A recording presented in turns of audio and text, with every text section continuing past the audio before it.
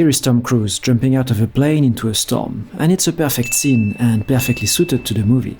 But here is Tom Cruise diving into freezing water to explore a sunken Russian submarine. It's also a perfect scene, but this time it completely breaks the movie. The difference comes down to suspension of disbelief, tone, and consistency with the other characters. Let's dive in. The submarine scene follows the familiar and very efficient pattern of the escalation, or what you might call Hollywood's version of Murphy's Law, that everything that can go wrong will go wrong, and always at the worst possible moment for the characters. So as a quick refresher on how this works, let's take the jump through the storm in Fallout as our template. On paper, the scene is quite simple. Yeah, there's a plane, Tom Cruise and Henry Cavill have parachutes, they jump and they land on the roof of the Grand Palais. But then it is the writer's job to ask themselves, how do I extract more juice from this? And in the case of an action movie, more juice almost always means more tension. So the excitement doesn't come from the jump itself, but it comes from everything that goes wrong before the heroes make it to the other side. So the first problem, this is not a normal jump. There is a massive storm, like Wrath of God level, and the jump should be cancelled. But there is already tension between Ethan Hunt and Walker, and that rivalry becomes the catalyst for the second problem. Walker, we got a problem. There's a storm and we need to... Immediately the scene communicates something crucial, that the hero is reluctantly throwing himself into danger, and it's very efficient visual storytelling. Okay, what could go wrong next? Well, the storm is not just a background. Lightning actually strikes on the heroes, and Ethan is fine, but Walker isn't. What follows is an absolutely epic freefall over Paris, and altitude becomes a literal countdown. Altitude, 15,000 feet. And just when you think it cannot get worse, it still does. Ethan overshoots Walker, and when he finally catches him, they spin out of control. Then, finally, comes the release of tension, and the heroes escape at the very last possible second. So this kind of escalation is like these games where you try to get as close to the line as possible, but without ever crossing it. And good writing usually pushes the situation to its absolute limit, but not beyond it. What I mean is that, imagine if in Fallout, the writers got a little too excited and decided to write that Tom Cruise actually hits the ground. You thinking what I'm thinking, partner?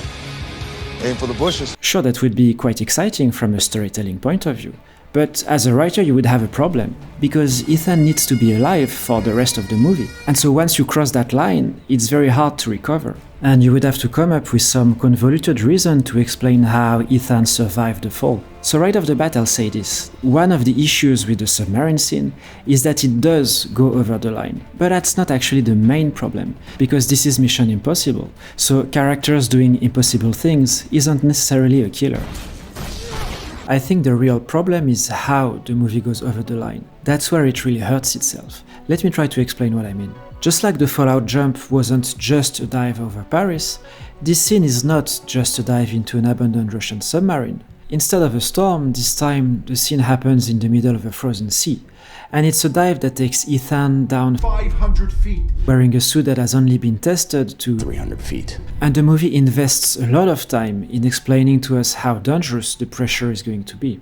And then, after his mission in the submarine, Ethan will somehow have to escape through a thick layer of ice, where his team will locate him and place him in a decompression chamber.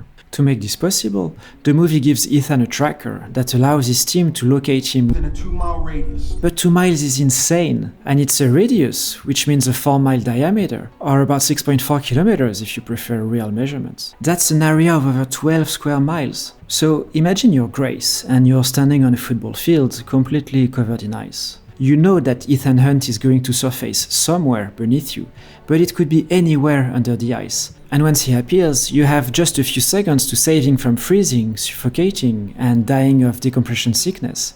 Okay, that already feels daunting. But now imagine the area you have to cover isn't just one football stadium, but 100 stadiums. But actually it's not even 100, it's 5,000 football fields, which is roughly the half of Manhattan. So Grace's job is to somehow locate Ethan under the vast expanse of ice, dig through it, pull him out, and then put him in a decompression chamber, all in a matter of seconds. So good luck, Grace, thoughts and prayers. So the movie has worked very hard to escalate the difficulty of this mission before Ethan even enters the submarine. And to be honest, so far so good. The challenge is indeed very difficult, so I would be interested to see how Grace eventually finds Ethan. And it does make the audience genuinely curious to see how Ethan will survive the pressure and the cold despite a suit that isn't rated for this depth. And of course, once Ethan is inside the submarine, the escalation continues. For the most part, it's actually very good. By opening the doors, he displaces water from one chamber to another, causing the submarine to roll on the seafloor. That's a very clever way to create tension. Then we see the submarine is perched at the edge of a cliff, and it starts to slide. The rotation dislodges the torpedoes. One blocks his exit.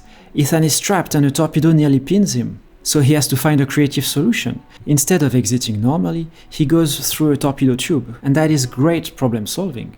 Then comes another escalation. To fit inside the tube, he has to remove his suit, which means he's now exposed to near freezing water at 500 feet depth. And this is where we reach the real problem. Ethan exits the submarine, but outside something even worse happens. The submarine finally falls off the cliff. Remember, at this point, Ethan is already 200 feet beyond the tested limit of his suit. And to make matters worse, he's still attached to the submarine as it plummets deeper. So this is Murphy's law pushed to its absolute extreme. This is the hero's lowest possible point, literally. So now the question is simple. How can he recover from this? The solution the movie chooses is that Ethan cuts himself free, but in doing so, he has to let go of his breathing apparatus. And at this point, the movie has explained very clearly and repeatedly that Ethan cannot survive this. He's too deep, too cold, he has no air, and there is no rescue coming. So there is no way he survives this. He's dead. He's dead.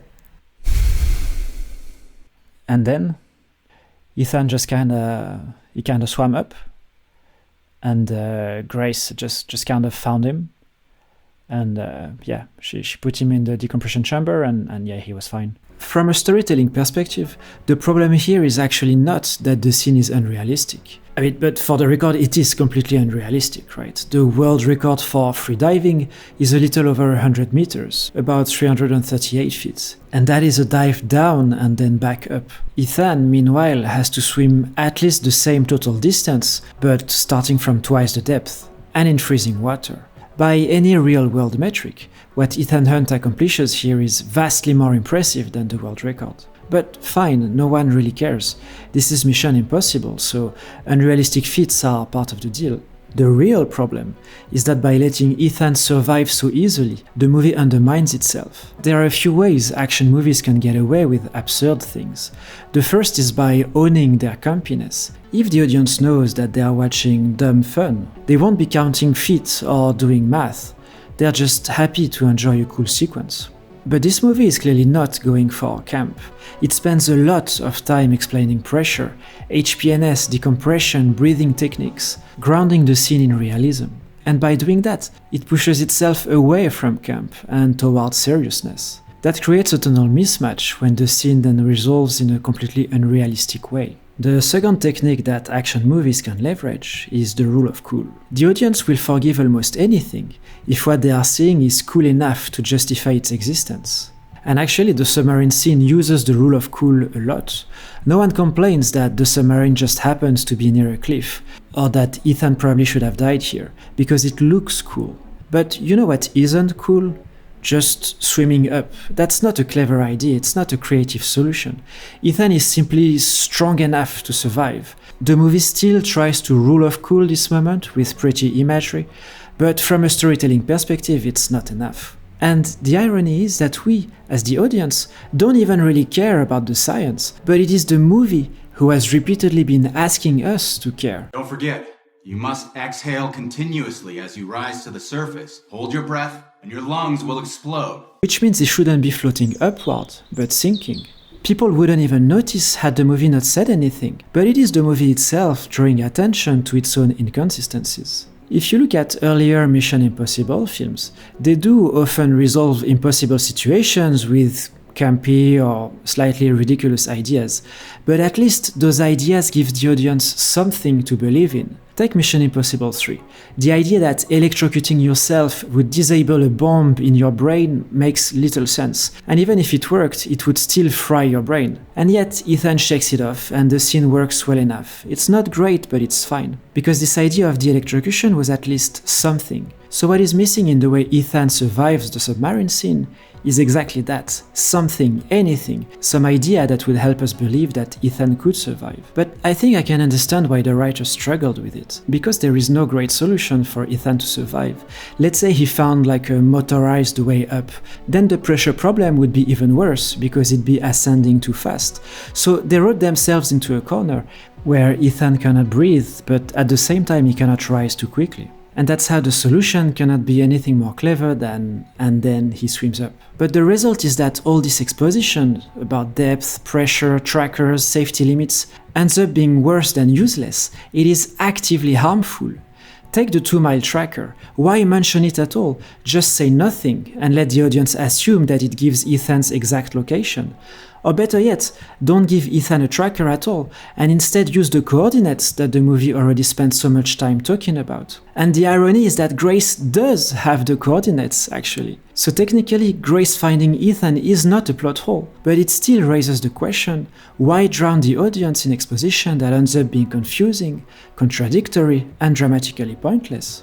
The intention was clearly to raise the stakes, but what it actually ends up doing is drawing attention to how half-baked the plan is. The movie does not even behave as if Grace knows the coordinates, because if she did, there would already be a hole in the ice, she'd be waiting for Ethan. But that is not what we see. And I suspect at least half the audience assumes she found Ethan using the tracker. And that is because we never see the actual conflict of Grace desperately searching for him. All this setup with the tracker and the decompression chamber builds toward a scene we never get to see. And similarly, why mention the 300 feet limit? Why mention 500 feet? If depth is meaningless in the end, just say nothing and let the audience assume that the depth was whatever it was for Ethan to barely make it. This whole thing creates a situation where the survival of Ethan Hunt doesn't really elevate him as much as it humiliates the characters who try to warn him. Exactly what kind of gases are we talking about? That's classified. Alright, enough. After talking this much about submarines, I feel it's my civic duty as a Frenchman to recommend The Wolf's Call, which is a rare example of a French thriller that is actually very good. And also, if you enjoyed the video, please consider subscribing and leaving a like. I think it would really help with the YouTube algorithm. Thank you so much.